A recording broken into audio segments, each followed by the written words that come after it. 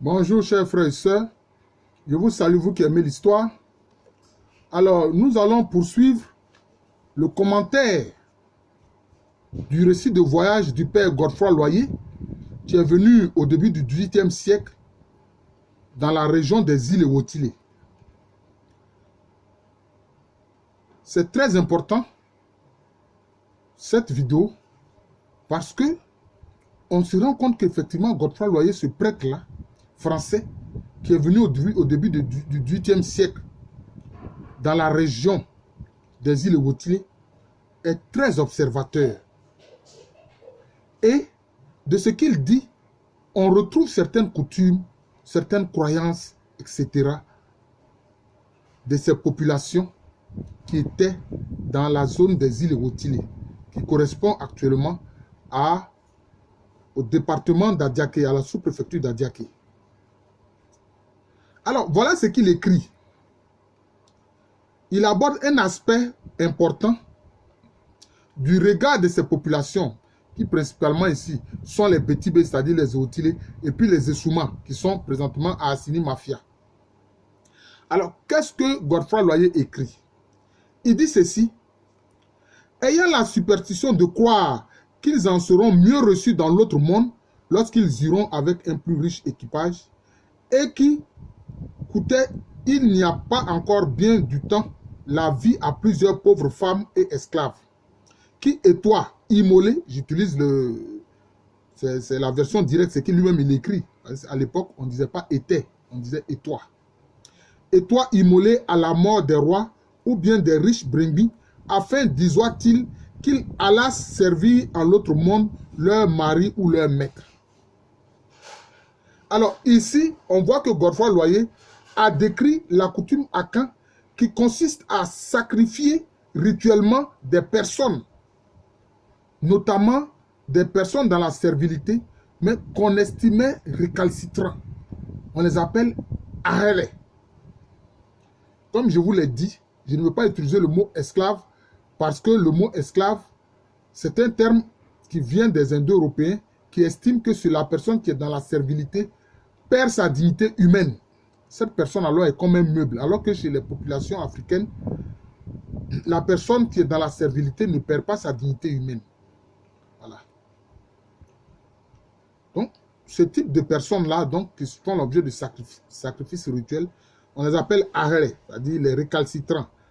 Les gens dans la servilité qui sont récalcitrants. Alors, pour accompagner dans l'au-delà leur maître, c'est dire que pour les gens d'Issini, les gens d'Assoko, comme pour la plupart des peuples akans, la vie dans l'au-delà n'est pas fondamentalement différente de celle que l'on mène ici-bas. De sorte que les grands personnages tels qu'ils étaient servis ici-bas par leurs serviteurs ont besoin que cela se poursuive là-bas dans l'au-delà. Les pleureuses pleurent le défunt, simulent un rituel, la recherche du mort partout dans le village, demandant à quiconque elles rencontrent s'ils n'auraient pas croisé le défunt. Alors ici, les femmes dont il est question qui font l'objet aussi de sacrifices rituels, ce sont les femmes ou les épouses qui sont dans la servilité. Voilà. Donc leur époux est leur époux, mais en même temps leur maître. Voilà, c'est ce qu'il faut comprendre. Parce qu'une femme noble qui est mariée, son époux ne peut pas la sacrifier, ce n'est pas possible. La personne rencontrée alors baisse la tête en répondant « Aourou ». Vous voyez que le terme Aourou veut dire ici Yaou, ça ressemble au terme Ani Yaou, c'est-à-dire qu'il est décédé, il est mort. Elle poursuit ce manège, se rendant dans les endroits que le défunt aimait fréquenter. Vous voyez. Comme pour dire que vraiment, la personne qui est décédée là, on ne la voit plus. On ne la rencontre pas, même dans les endroits qu'elle fréquentait quand elle était vivante, cette personne-là. Vous voyez, donc c'est ça. C'est cette coutume-là que le père Godefroy Loyer décrit très bien ici. Alors maintenant, il parle du cadavre. Il dit le cadavre est paré de beaux pagnes, bijoux. Les pleureuses lui posent des questions comme « Pourquoi est-il décédé? S'il n'était pas heureux ici-bas et n'avait pas de quoi vivre honorablement. » Comme avoir des vivres en abondance, une épouse, des enfants, de l'or, des perles précieuses, bon, lui il utilise le terme esclave, des personnes serviles à son service, etc. Ces choses citées ici résument là ce qui fait aux yeux des gens d'Assoko une bonne vie sur terre. Donc vous voyez, une bonne vie sur terre. Dans ce rituel fait par les pouleuses, Godefroy Loyer l'ignorait, il est indiqué le chemin que doit emprunter le défunt dans l'au-delà, conformément à son matriclant et au totem de sa lignée patrilinéaire. Vous voyez. Donc j'ai dit ici aux doctorants, aux étudiants qui font la recherche, vous voyez que c'est ça le commentaire. Ici, c'est un non-dit. C'est un non-dit. Mais je révèle ce non-dit là. Godefroy Loyer n'était pas informé de cet aspect-là. Donc, conformément au matriclant du défunt, les pleureuses aussi pleurent conformément au matriclant du défunt. Il y avait 7 matriclants et selon le matriclant auquel appartient, disons, le défunt, on pleure aussi en invoquant son matriclant. Et puis aussi, par rapport à ce totem, par rapport au totémisme, là, c'est s'aligner en ligne patrilinéaire.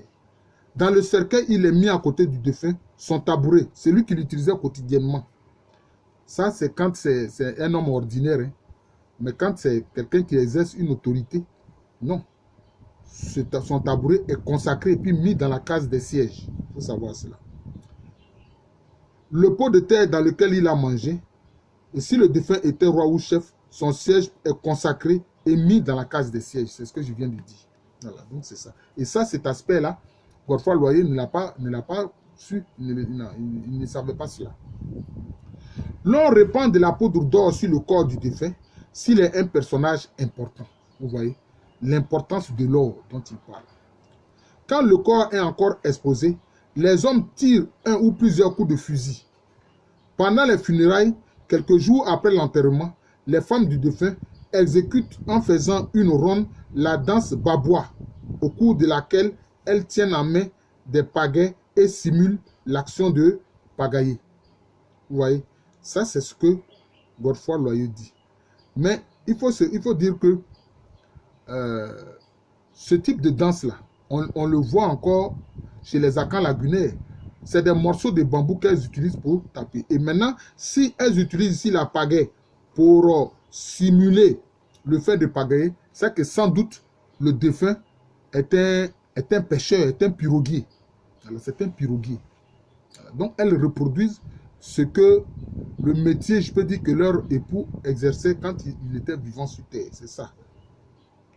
Alors comme quoi le cours de la vie continue et qu'elles sont appelées à refaire leur vie dans d'autres ménages. Effectivement, une fois que l'époux est décédé, bon, alors, elles ont le droit alors d'aller fonder un autre foyer ailleurs. Alors, à propos de la religion et des croyances des gens d'Issini, donc d'Assoko, Godefroy Loyer a été un parfait observateur. S'informant comme il se doit, écoutons-le. Alors, il dit ceci. Le sieur Villa de Belfond s'est fort trompé lorsqu'il a cru que les nègres reconnaissent des fétiches pour Dieu. Vous voyez? Je reprends. C'est Godefroy Loyer qui critique ici ce que son compatriote, le sieur Villa de Belfond, a écrit. Il dit, le sieur Villa de Belfond s'est fort trompé lorsqu'il a cru que les nègres reconnaissent les fétiches pour Dieu, impiétés dont ils se défendent de toutes leurs forces lorsqu'on leur en parle. Les nègres reconnaissent un seul Dieu créateur de toutes choses. C'est Godefroy Loyer qui parle, hein, ce n'est pas moi. Mais auteur particulièrement des fétiches qu'il a mis sur la terre pour le service des hommes. Voilà qui est clair. Les gens d'Assoko, au demeurant tous les peuples akans, croyaient en un Dieu unique. Et ça, Godefroy Loyer le dit très clairement. Vous voyez. Donc, ce n'était pas des gens qui croyaient en plusieurs divinités. Jamais. D'ailleurs, partout en Afrique, les peuples d'Afrique croyaient en un seul créateur, un seul Dieu. Dieu unique, créateur de toutes choses, était appelé par les gens d'Issini Angiomé. Angiomé. Alors là, ici, je le dis pour les frères qui font la science du langage, étudient la science du langage, vous voyez.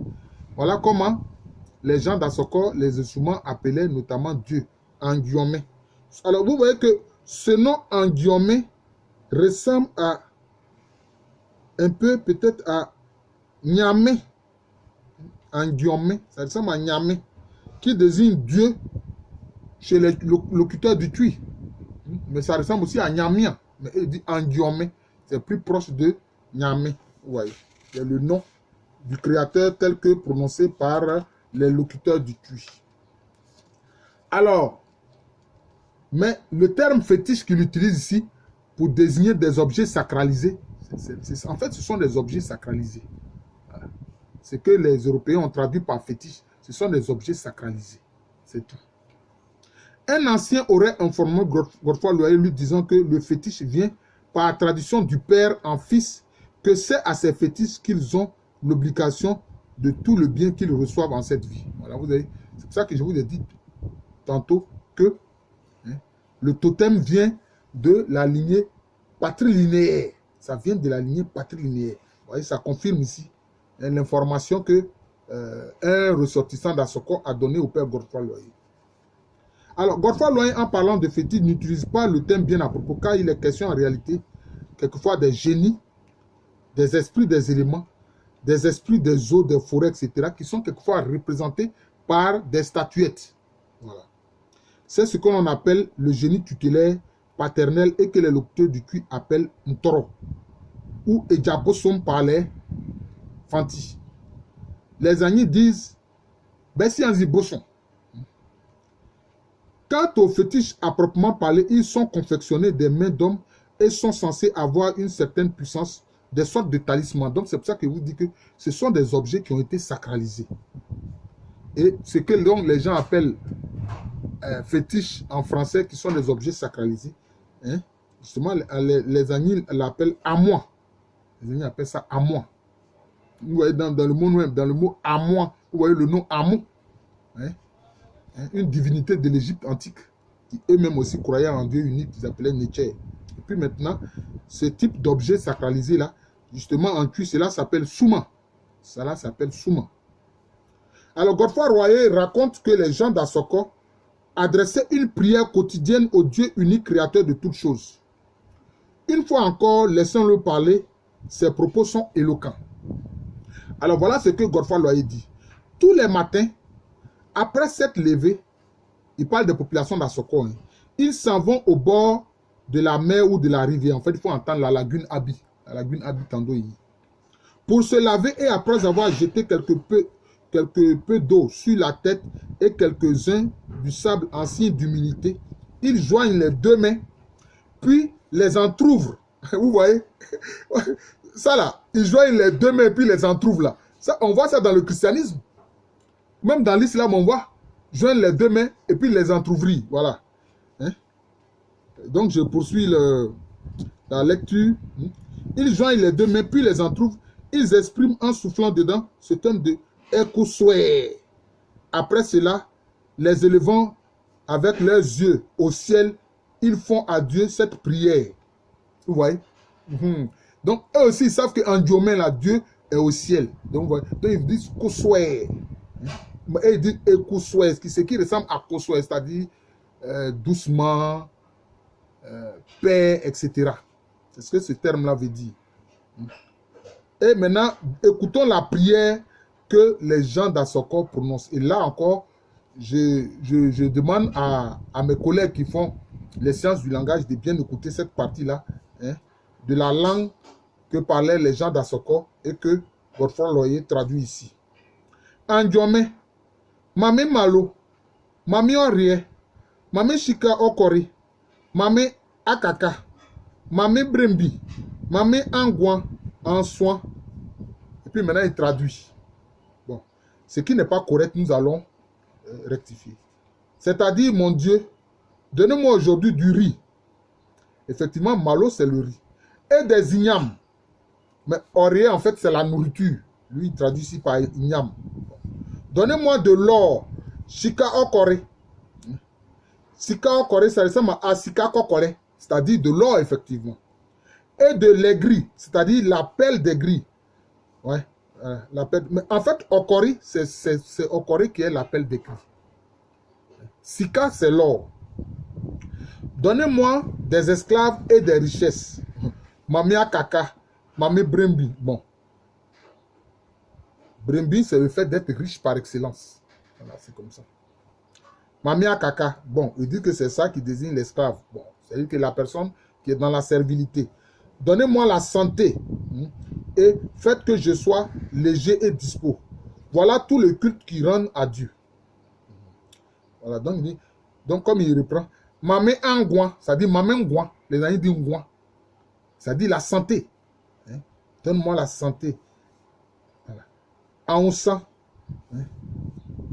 Bon, le terme Aonsan ici qu'ils ont utilisé, ça ressemble à, disons, Aounian, ça dit que avoir, donne-moi de posséder, c'est ce dont j'ai besoin en fait, c'est ça.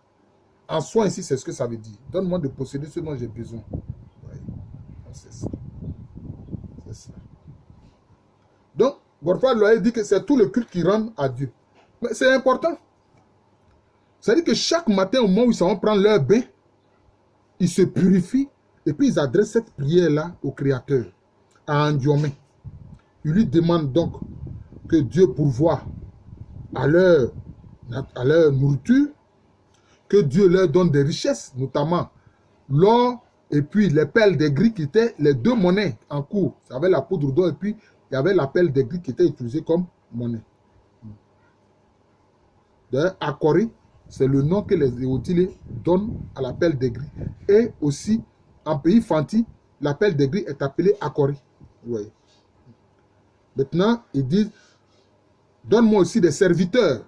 Donne-moi des serviteurs. Donne-moi d'être riche, etc. Donne-moi la santé. Hein, et puis, pourvoir à tous mes besoins.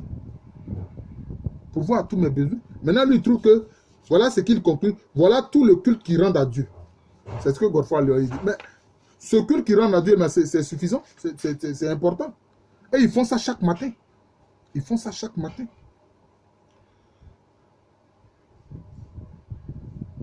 Alors, moi, je pose la question ici. Cette prière, toute proportion gardée, ne ressemble-t-elle pas à la prière chrétienne du Notre Père? Vous voyez? Est-ce que ça ne ressemble pas à la prière du Notre Père? Donne-nous aujourd'hui notre pain de ce jour, voilà. Donne la nourriture, etc. La traduction de l'auteur est tout à fait exacte. Ces phrases permettent en outre d'avoir une petite idée de la langue des Essouma ou des Essinés qui malheureusement a disparu. Dieu est appelé Ondjoueme, voilà, qui est proche de Nyame. Ouais. Mamé, donne-moi. Mamé, donne-moi. Maro, le riz. D'ailleurs, encore aujourd'hui, les Abourés appellent le riz malo. Les Abourés qui sont à Beaunoir, ils sont à Mossou dans la commune de Bassam, qui sont à Ebra dans la commune de Bassam, ils appellent le riz malo. Et puis aussi, il faut savoir que ceux qui sont à Axim, les populations d'Axim, qui sont les Évalués, dans la langue évaluée, le riz est appelé malo. Voilà. C'est ainsi que les Abourés nomment le riz, comme je l'ai dit, ainsi que les Évalués de la région d'Axim. Aurier que Godefroy Loyer traduit par Ignam est en fait la nourriture en général qui justement est faite de sauces qui accompagnent foutou, ignam, banane ou manioc. Tiké ou exactement siké est l'or, la poudre d'or. Les autres, Akan la nomment sika. Okori, c'est la pelle des gris comme je l'ai indiqué, ainsi appelée par les Essinés. D'ailleurs, comme je l'ai dit, les Mekibo Sali, les Betibé appellent la pelle des gris Okori, tout comme les Fanti. Alors, Akaka ici, terme qui désigne le mot, enfin, ce qu'il appelle l'esclave, c'est-à-dire la personne dans la servilité, ressemble bien à Kanga. Akaka, ça ressemble bien à Kanga. Alors, Brembi, c'est le riche. Brembi, c'est le riche. Qui ressemble aussi à Brempon, le riche par excellence, tel que cela est dit dans la langue Tui. Voilà, c'est comme ça. D'ailleurs, même chez certains Akans, le terme de Brembi désigne le roi. Ça désigne le roi, le chef, qui est, disons, le riche par excellence. Angouan, que Godefroy Loyer traduit à juste titre par santé, est proche du terme Ongouan. Et ça a la même signification. Et puis maintenant, Aounsan, que Godefroy Loyer traduit par léger, dispo, en réalité signifie bien-être, honorabilité, c'est-à-dire que Dieu pourvoit à tous ses besoins.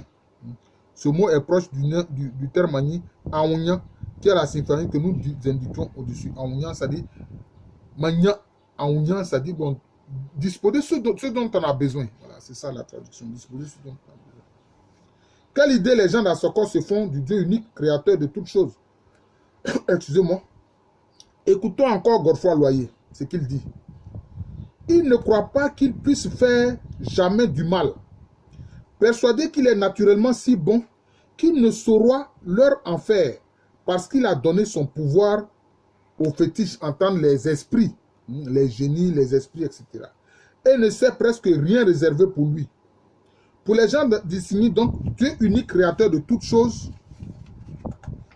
en guillemets, est très bon. Et ne fait jamais du mal, ne punit personne, mais a délégué une partie de ses pouvoirs aux esprits qui peuvent faire du mal aux hommes qui leur ont déplu pour une raison ou pour une autre, en les rendant malades ou même en leur ôtant la vie. Voilà. Donc vous voyez l'idée que ces populations d'Isigny se font de Dieu. Pour eux, dit Dieu ne fait jamais de tort, il ne fait jamais le mal. Vous voyez, donc à ce propos, leur idée est différente de ce qu'on voit, Dieu qui punit, etc., les enfants d'Israël, etc. Non, il dit que Dieu, il ne punit personne. Mais ce sont les esprits qui sont dans leur environnement, qui les punissent. Ou aussi, quelquefois, aussi, les mandent des ancêtres pour les corriger, dans le but de les corriger, pour les amener à changer de comportement. C'est ça. Alors, Godefroy Loyer décrit fort bien ce qu'il appelle les fétiches, c'est-à-dire des supports sacralisés qui représentent les esprits. À savoir, dit-il, de petits morceaux de bois, jaune ou rouge, dents de chien, dents de panthère, dents de civette ou dents d'éléphant, un œuf, os d'oiseau, tête de volaille ou de bœuf ou de cabri, bout de corne de bélier, rempli de petites branches d'épines, quelques petites cordelettes, des écorces d'arbres. Les fétiches sont donc des objets naturels ou fabriqués jouant le rôle de talisman. Non, en fait, ce sont des supports sacralisés qui renvoient à des esprits. En fait, c'est ce que j'explique. Alors, le totémisme était pratiqué par les habitants d'Isigny. Godefroy Loyer affirme que les uns se privent de vin, d'eau de vie, de certains poissons, fruits, riz, mis en l'honneur de leur fétiche, c'est-à-dire en l'honneur de l'esprit tutélaire qu'ils vénèrent. C'est ça, en fait. Le totem vient du génie tutélaire du père. Voilà, c'est ça, en ligne paternelle. Les gens d'Isigny ont des jours consacrés à leur esprit tutélaire. Pour certains, c'est le vendredi. Ils ont des jours dans l'année qui sont consacrés donc aux esprits qui reçoivent des sacrifices et des présents. Mais on sait que, par exemple, dans la région d'Assoko, il y avait plusieurs esprits. Donc, c'est le commentaire que je fais. Le génie tutélaire, notamment chez les Outils, l'esprit tutélaire s'appelait Asseman. Et le jour qui lui est consacré, c'est mercredi. Alors, quand c'est comme ça, les mercredis, bon, les gens ne vont pas au champ, mais ils font plutôt des rituels, soit des libations, etc.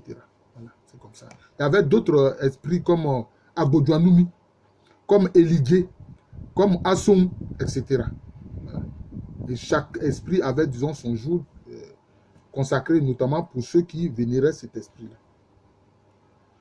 Alors, ce qu'il dit concernant les sacrifices et les présents, c'est une allusion au jour de réjouissance, au moment de réjouissance, qui marque l'année nouvelle, c'est-à-dire ce qu'on appelle ordinairement la fête des Ignans, au cours desquels, excusez-moi, au cours desquels des rituels sont faits en l'honneur des esprits tutélaires et des mânes ancestraux. L'auteur a bien perçu la distinction entre esprit tutélaire particulier, esprit collectif qui sont quelques grandes montagnes, quelques gros arbres comme il dit. Mais ce n'est pas toujours cela. Parce que par exemple, l'assemblage c'est un esprit de l'eau. L'asson aussi c'est pareil, etc. Chaque village a son esprit tutélaire. Montagnes, arbres ne sont que des sanctuaires de ces esprits-là. Il y a des hôtels sanctuaires publics et des hôtels sanctuaires particuliers. Voilà. Donc il y a ce qui est pour le village, toute la communauté, etc. Ou même tout le pays. Et puis il y a ce que des individus vénèrent personnellement. Alors qu'est-ce qu'il dit ici? Ces hôtels sont faits de roseaux mis sur 4 bois plantés dans le sol.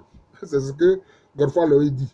On y met des pots de terre contenant du riz, mil et toutes sortes de vivres. Donc cela veut dire quoi? Ici, ça ressemble un peu à ce qu'on appelle le Nyamian Baka. C'est-à-dire qu'il y a un arbre avec 3 fourches, mais là, ici, il parle de 4 bois. Hein, et puis, on pose, n'est-ce pas, une céramique dessus, donc un objet de peau de terre. Et puis, là-dessus, là-dedans, on met des offrandes, etc. Donc, c'est ainsi. C'est ce que Godefroy Loyer traduit très bien. Voilà. Donc, vous voyez que hein, ce qu'il dit est très intéressant.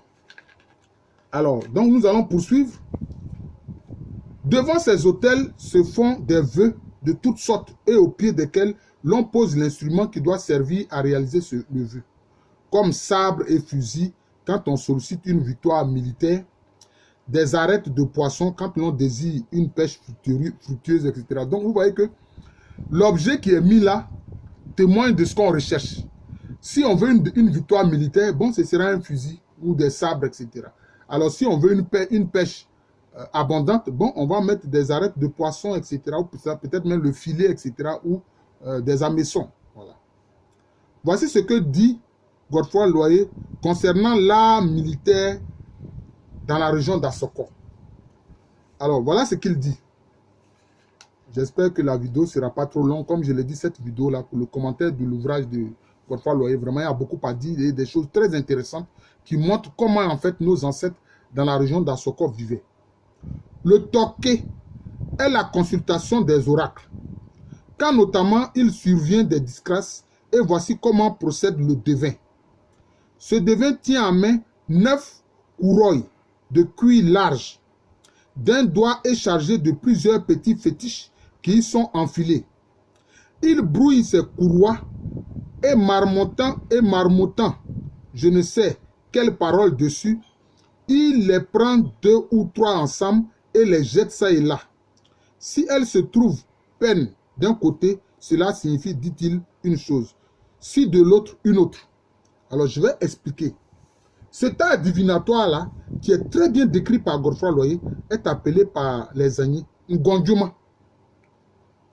Ce sont des cordelettes avec des figurines là-dessus. Et on frappe ça sur une peau d'animal.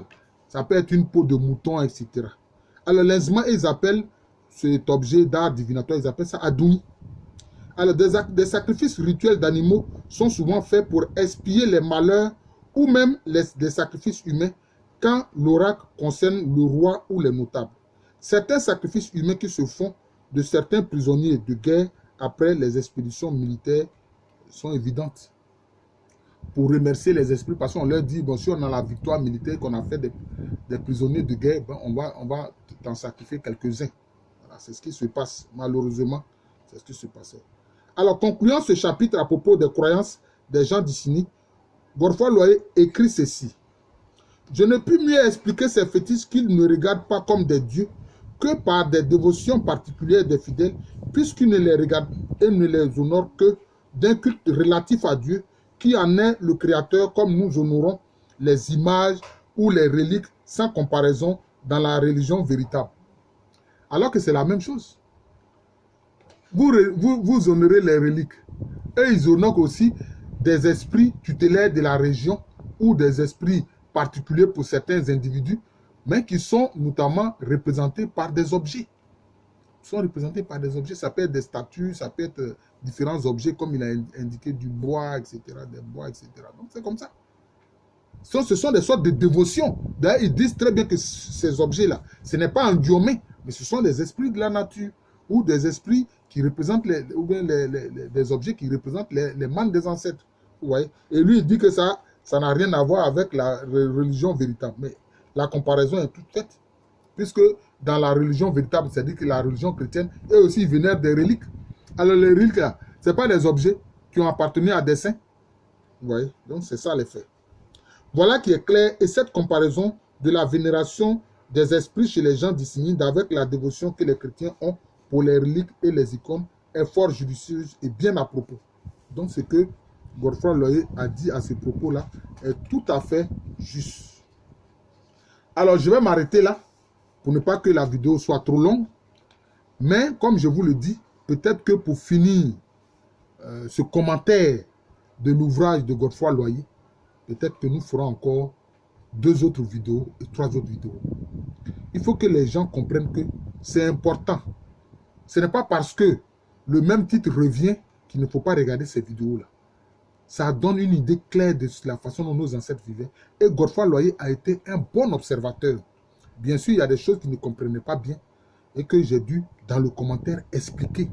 Et donc, les étudiants qui font les commentaires de test voient, hein, quand il y a les non-dits ou bien les précisions, hein, comment il faut les faire.